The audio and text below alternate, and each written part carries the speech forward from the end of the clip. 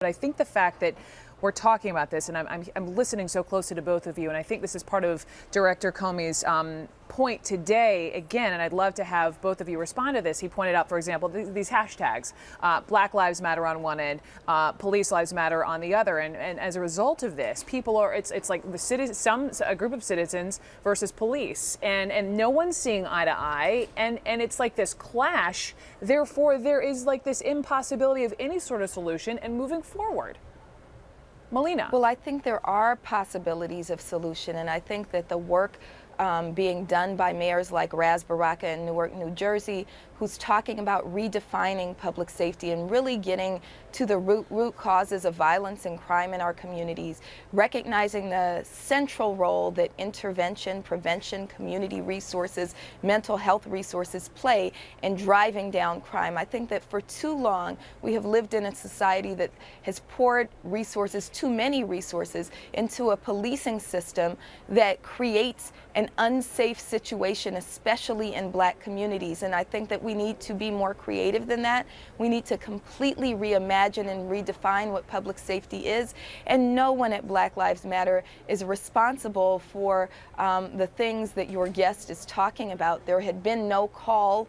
There's never been a call for us to. Now, pigs in a there blanket, has been fry no 'em like call. bacon.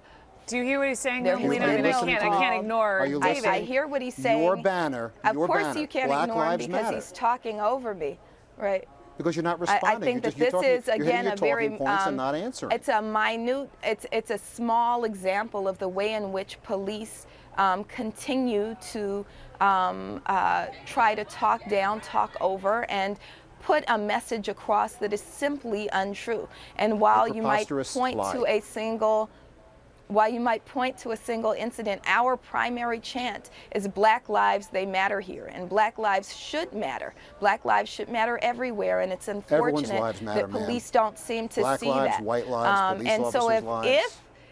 if you think that everyone's lives matter, then you should have absolutely no problem saying Black Lives Matter.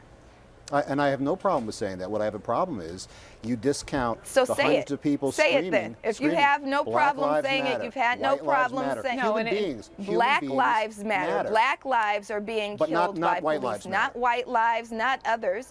Black lives at 8 times the rate of every other group. Do you want to really talk about statistics? Do you really want to talk about statistics? I absolutely want to talk about statistics, and I want you to not try to spin things. Please. I'll tone it down. Let's be polite. I'm Let's have a conversation. This is important. Do you realize that African Americans commit homicide at the rate 4 times that they would be expected to statistically? Why is that, Melina? Well, 1, I don't accept your statistic, but 2, I think that it's really important that we understand. I think it's really important that we understand the structural causes of violence, with Black people being poorer than every other group, with Black people having much higher unemployment rates than every other group, with Black people having untreated mental health conditions, with Black people having under-resourced communities. That's not true with anybody. Of course, let me interrupt the both of you. Translate into crime and violence. Let me interrupt the both of you, because I'm going back to the FBI director, because listen, I'd love to talk to a lot of active cops, and I have in Baltimore, but it's difficult, and I have to trust the director of the FBI, who is talking to a lot of police chiefs. And again, he goes back, and I hear you, Melina, and a lot of this is about like really truly understanding the root cause of violence. But this is part of what Comey has said that's made news. You know, he lists these roots of violence: yes, drugs, gang warfare, availability of guns. He says these are all useful suggestions, but says it doesn't explain both the map and the calendar in disparate cities over the last 10 months. So the map in terms of an uptick in violence, and the calendar in the wake in particular of Ferguson. How would you respond to Director Comey? Final question. Well, I think that those points that he's making still are not the root causes of crime and violence. The root causes of crime and violence are not drugs. Where do drugs come from? Why are people engaging in the particular crimes that they're engaging in?